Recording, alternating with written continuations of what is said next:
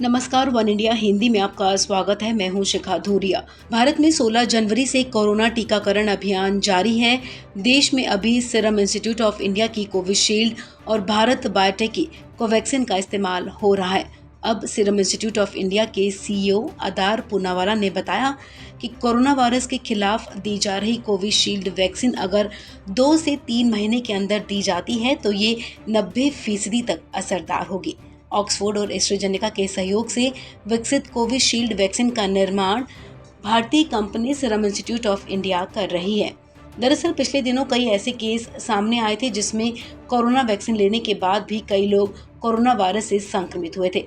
ऐसे में अब अदार पूनावाला का बयान इसलिए भी महत्वपूर्ण है क्योंकि इस साल की शुरुआत में ही मेडिकल क्षेत्र के मशहूर लांसेट जर्नल में प्रकाशित एक पत्र में बताया गया था कि 1 महीने के अंतर पर कोविशील्ड वैक्सीन की दोनों डोज दिए जाते हैं तो ये वैक्सीन 70% तक प्रभावी है। अब अदार पूनावाला ने इंडिया टीवी से खास बातचीत में कहा कि कोविशील्ड वैक्सीन का 2 समूहों पर अध्ययन किया गया था। एक समूह के लोगों को 1 महीने के अंतर पर वैक्सीन की दोनों डोज दी गई थी, उनमें 60 से 70% असरदार रही। वहीं दूसरे समूह को 2 से 3 महीने के अंतर पर वैक्सीन की दोनों डोज दी गई।